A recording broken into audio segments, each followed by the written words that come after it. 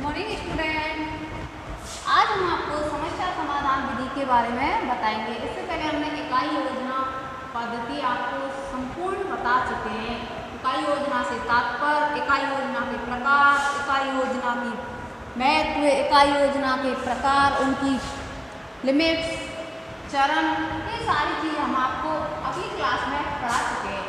आज हम आपको समस्या समाधान विधि के बारे में बताएंगे। समस्या समाधान जैसे नाम से ही विदित हो रहा है, समस्या समाधान, समस्या का समाधान करना।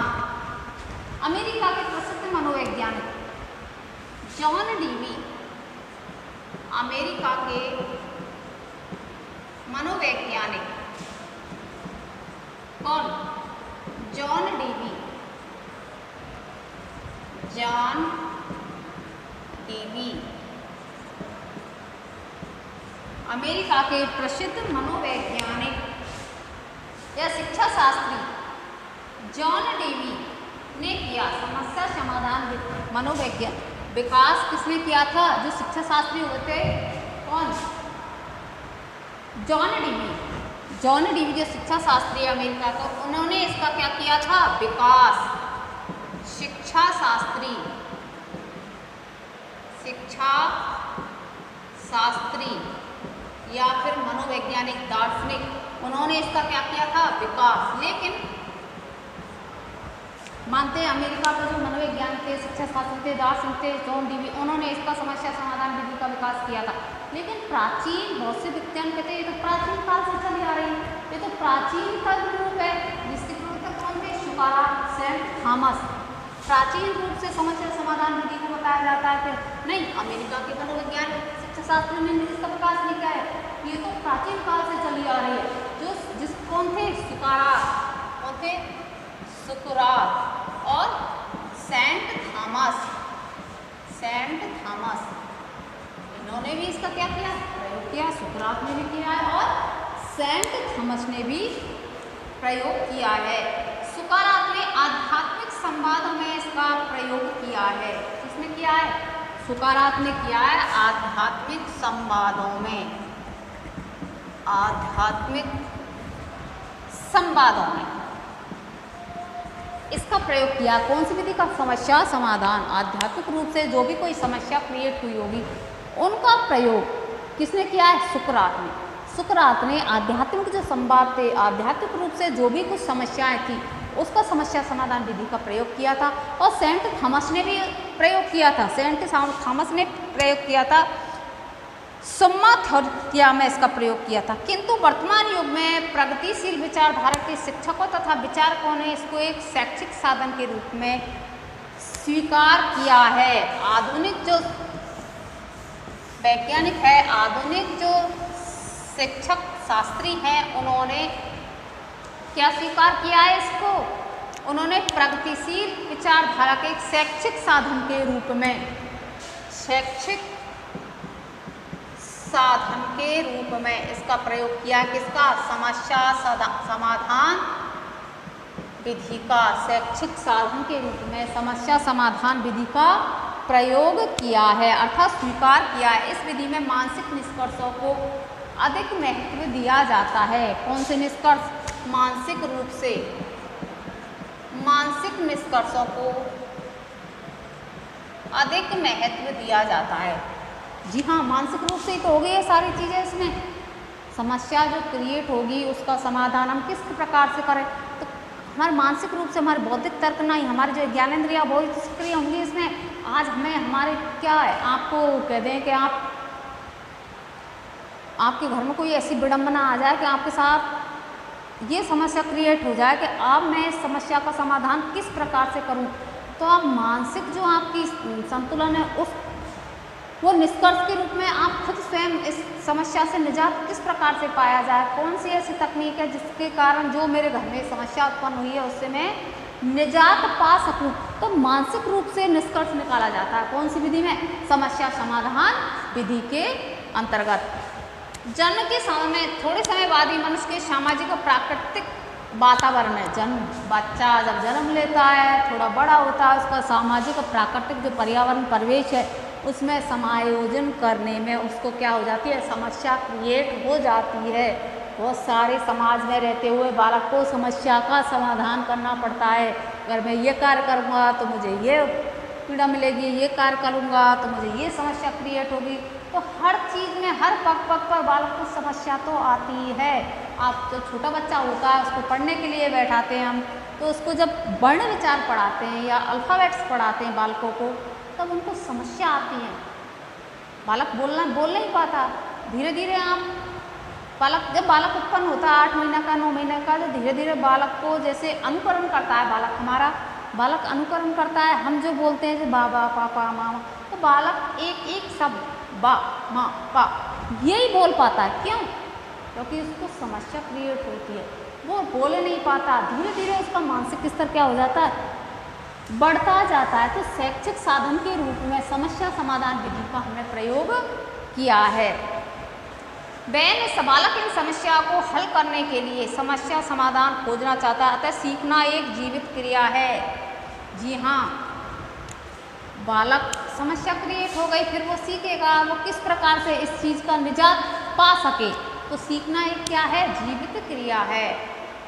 इन समस्याओं के परिणाम स्वरूप मानव में तनाव, द्वंद्व, संघर्ष, विफलता, निराशा जैसी प्रवृत्तियां जन्म ले लेती है। समस्या जो होती है तो मानव में तनाव, संघर्ष, द्वंद्व, तनाव, संघर्ष, द्वंद्व, दुश्चिंता, कुंठा, बहुत सारे ऐसे शब्द आते हैं इनमें। वो बालक में क्या हो जाता है, स्वतः ही आ जाते हैं, स्वतः ही पनप जाते हैं।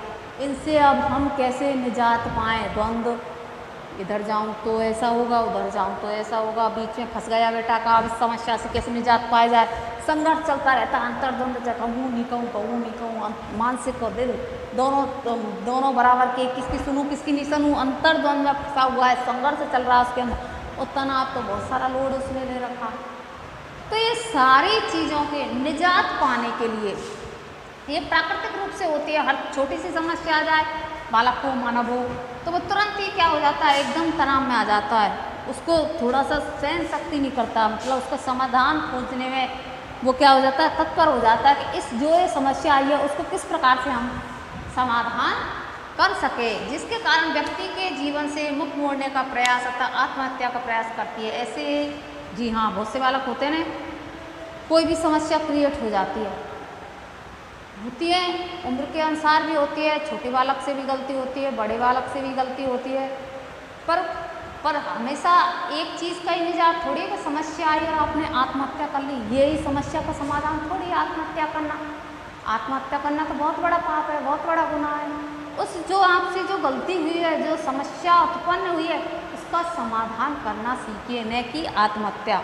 आत्महत्या कर लोगे तो क्या समस्या समाधान हो जाएगी? नहीं, वो और ज़्यादा बढ़ेगी, क्योंकि उसने तो वो गलत कारण तो हुआ ही हुआ था, अब उसने हत्या कर ली, अब और ज़्यादा घर वालों को समस्या हो गई।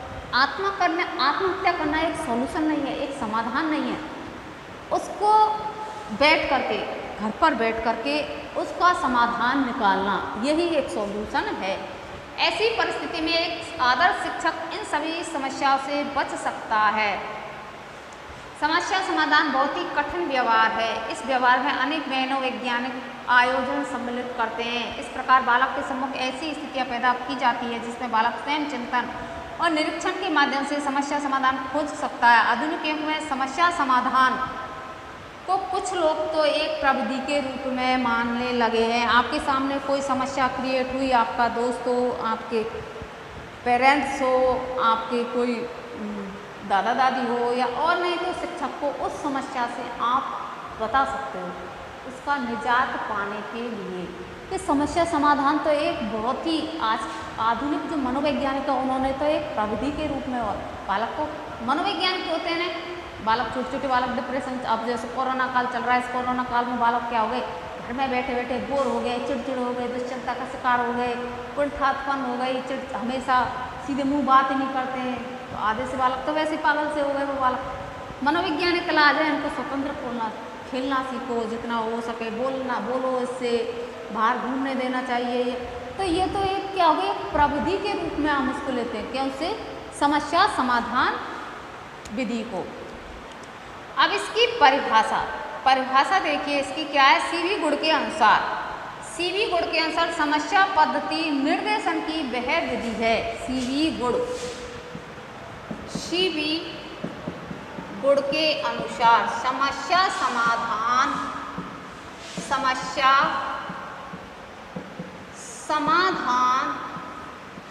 वह निर्देशित समस्या समाधान वह निर्देशन की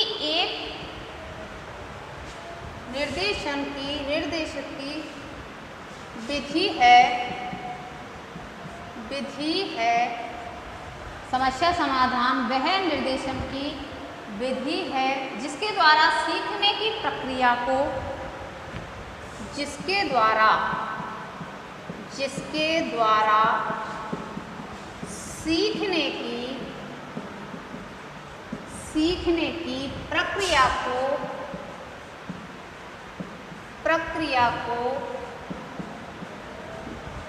सीखने की प्रक्रिया को उन चुनौतीपूर्ण स्थितियों की सृजन द्वारा प्रोत्साहन किया जाए।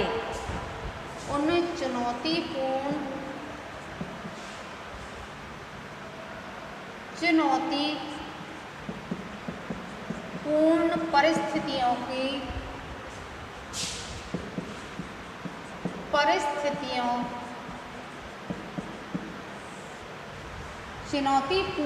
परिस्थितियों की सृजना द्वारा प्रोत्साहित किया जाए, अर्थात परिस्थितियों के द्वारा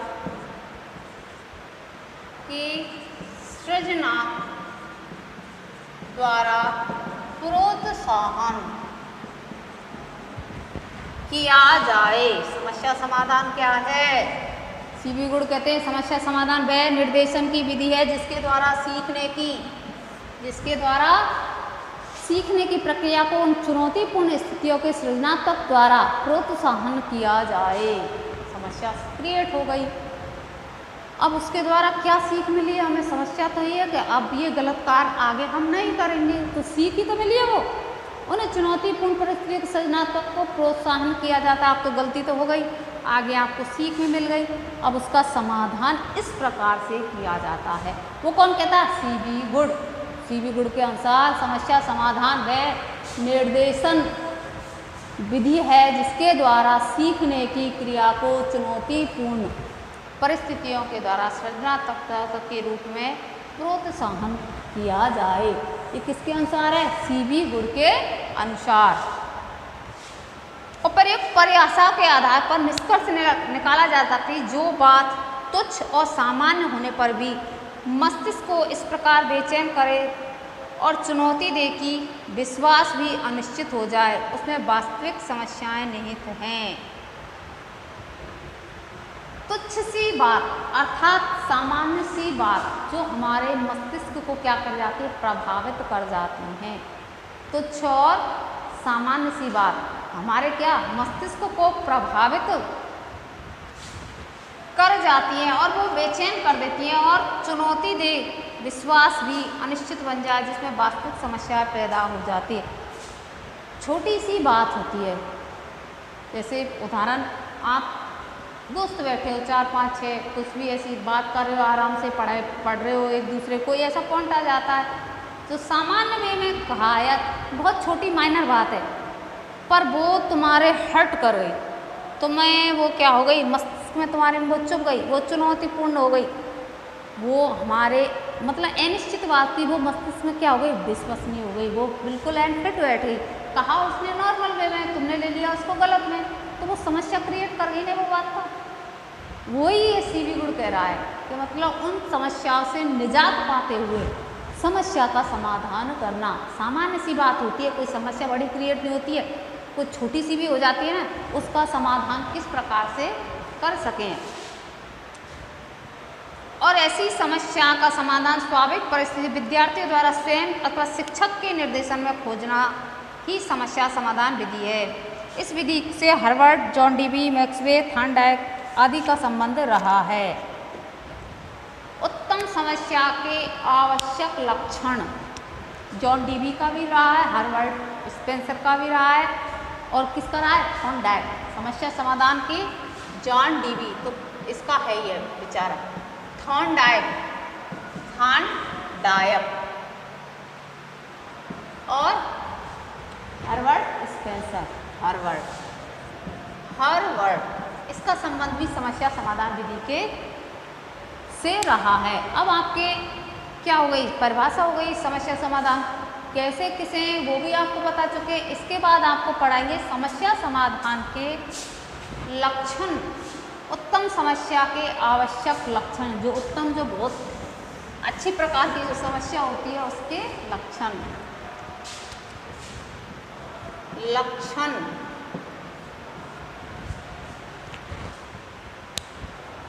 किसी भी समस्या का चुनाव करते समय शिक्षकों को निम्नलिखित बिंदु अपने मस्तिष्क में रखना चाहिए। जी हाँ, उसका समाधान करते हुए कोई भी, जैसे बात बहुत बड़ी हो गई है और बात बिल्कुल माइनर है, तो उसका हमें समाधान किस प्रकार से करना चाहिए वो शिक्षक को अपने माइंड में जरूर रखना चाहिए।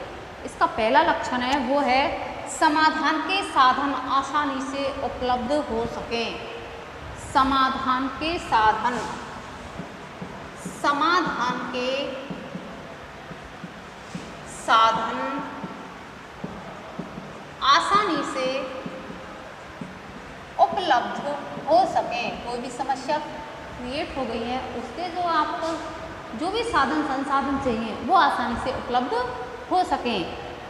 समस्या के चयन एवं समाधान में बालकों की भूमिका प्रमुख हो। कोई भी समस्या, जैसे अनुसंधान में, रिसर्च में क्या करते हैं, समस्याएं तो क्रिएट करते हैं, बालकों को उसको खोजबीन ही तो करनी पड़ती है। व्यवहारिक वे की समस्या अलग है, शिक्षा के क्षेत्र की समस्या अलग है। तो समस्या के चयन एवं समाधान में बालकों की भूमिका हो। समस्या के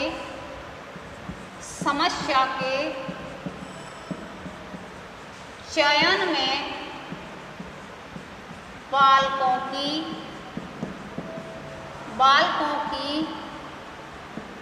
भूमिका प्रमुख हो।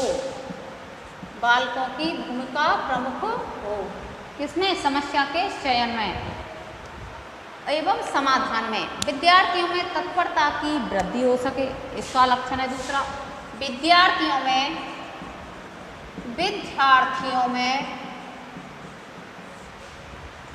तत्परता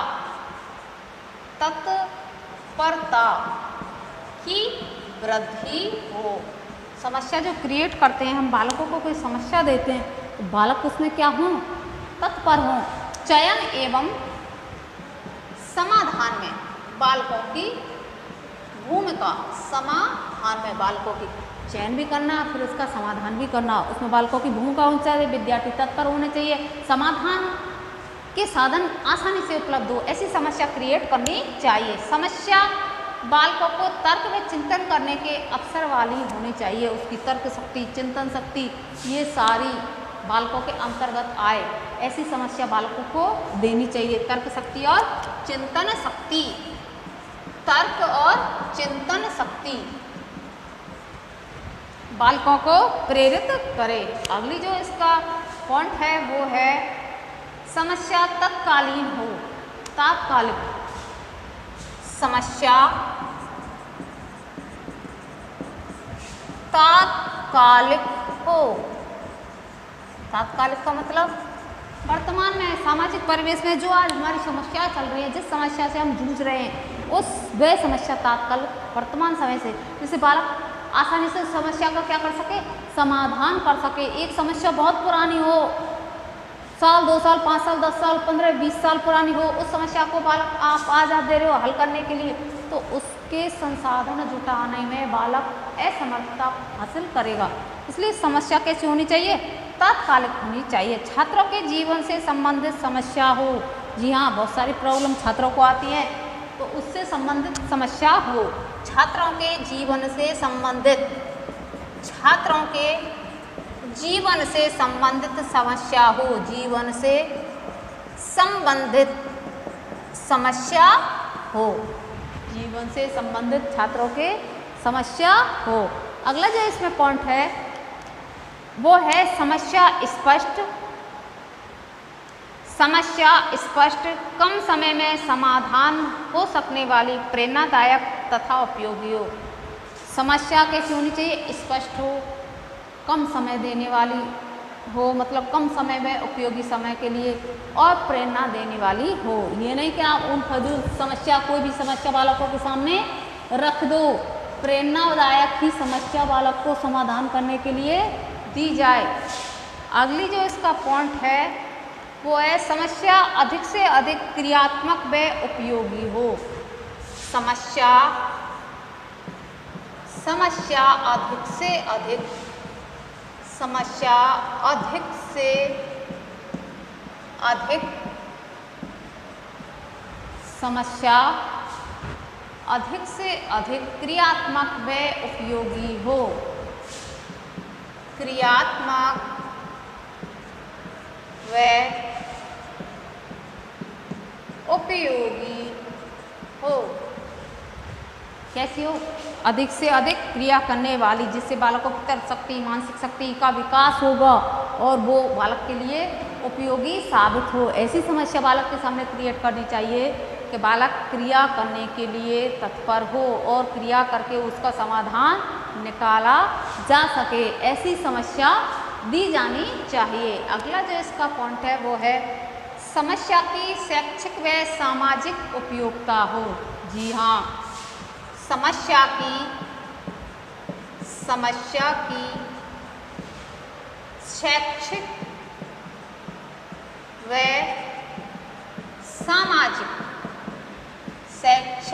सामाजिक उपयोगिता हो।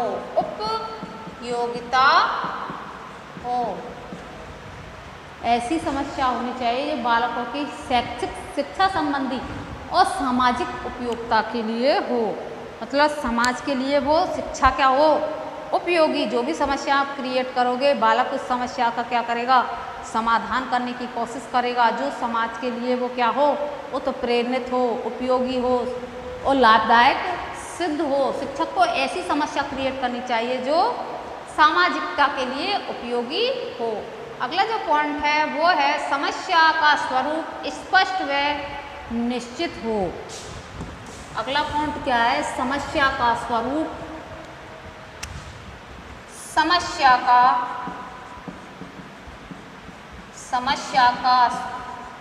स्वरूप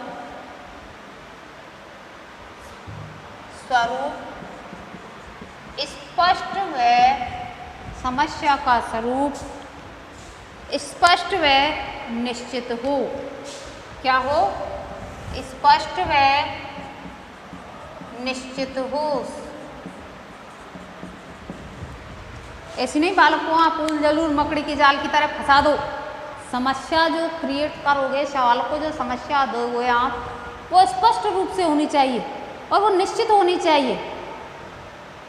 ऐसा उसका क्या होना चाहिए? स्वरूप। बालक को समस्या जो आप दोगे उसका स्वरूप जो होगा वो स्पष्ट होगा, जिससे बालक समझ सके इस समस्या का ये समाधान मैं अगर करूँ तो ये हो जाएगा, और वो निश्चित होता है। ऐसी शिक्षक को समस्या क्रिएट करनी चाहिए। अगला जो इसका पॉइंट है वो है समस्याएं विद्यार्थियों की आवश्यकता। समस्याएं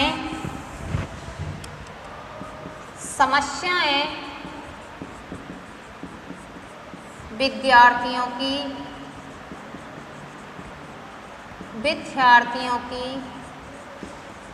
आवश्यकता। समस्याएं विद्यार्थियों की आवश्यकता शारीरिक व मानसिक क्षमता के अनुकूल हो। विद्यार्थियों की आवश्यकता शारीरिक व मानसिक क्षमता के अनुकूल हो।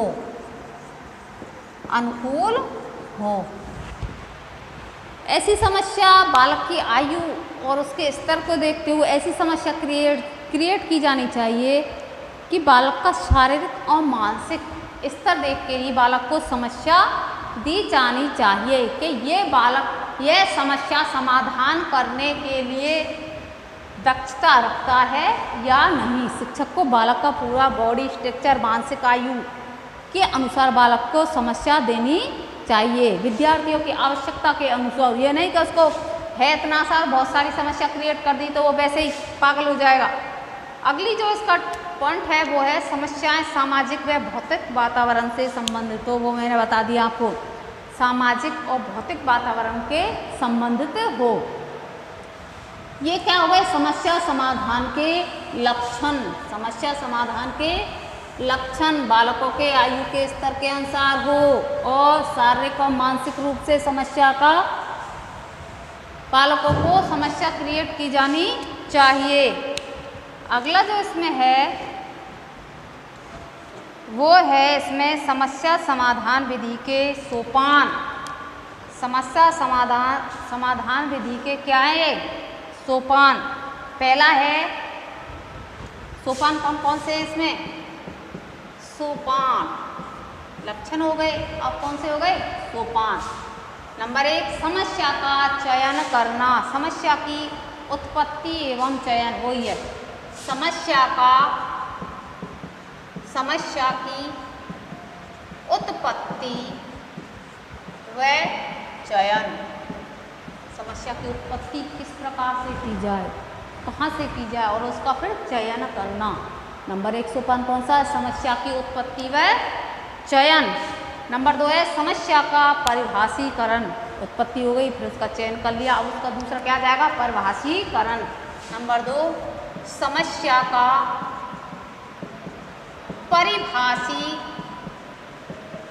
परिभाषीकरण।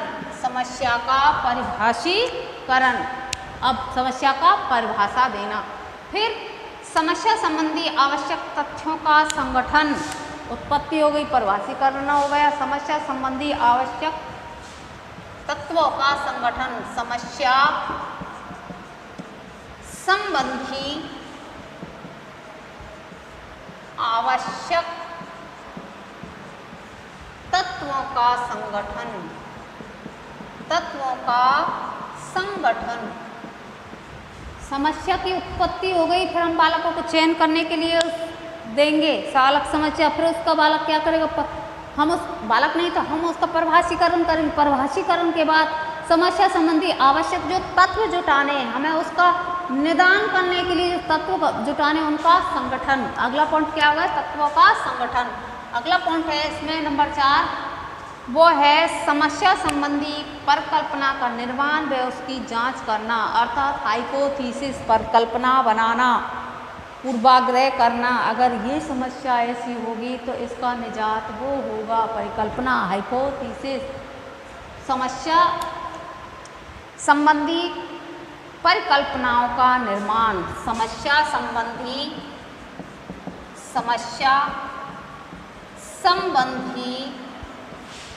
परिकल्पनाओं का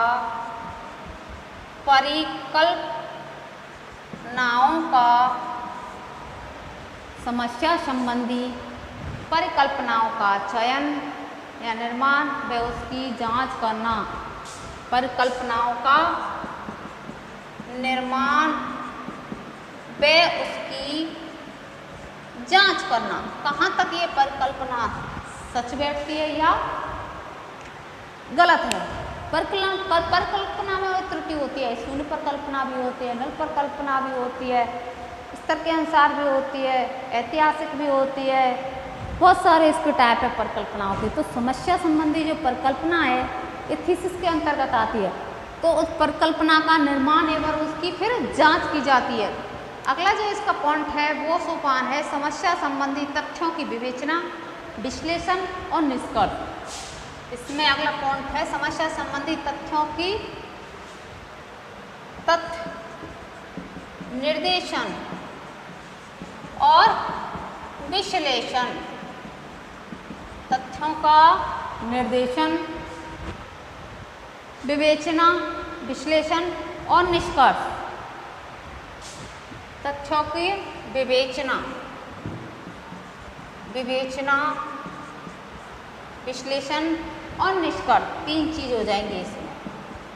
निष्कर्ष भी निकाला जाता है, पहले इसकी जो तथ्य एकत्र किए उनको ट्रांसक्राइब करता, उसका विवेचन करना, प्रस्तुतिकरण करना, फिर उसका विश्लेषण, एक एक का विश्लेषण करते हुए निष्कर्ष निकाला जाता है। लास्ट जो उसका पॉइंट है, सोपान है, वो है निष्कर्षों की सत्यता का मूल्यांकन, अर्थात गलत है या सही है। निष्कर्षों की तथ्यता का, निष्कर्षों की सत्यता का मूल्यांकन, निष्कर्ष सही भी है या गलत है, कहाँ तक ये सटीक बैठते हैं, कहाँ तक ये नहीं बैठते हैं। ये आपको समस्या समाधान विधि के 6 सोपान बताए गए हैं। समस्या की उत्पत्ति व चयन, समस्या का परिभाषीकरण, समस्या संबंधी आवश्यक तत्वों का संगठन, उसके बाद परिकल्पना का निर्माण और जांच, उसके बाद तथ्यों का विवेचना, विश्लेषण, निष्कर्ष, फिर निष्कर्षों की सत्यता का मूल्यांकन। ये आपको समस्या समाधान विधि के अंतर्गत बताया है। उसके बाद हम नेक्स्ट क्लास में समस्या समाधान विधि को दूसरे रूप में और जो उसके महत्व, उपयोगिता, वो सारी जो चीज़ें रह गई हैं, दोष, अंतर, ये सारी चीज़ हम नेक्स्ट क्लास में आपको पढ़ाएंगे। तब तक के लिए धन्यवाद।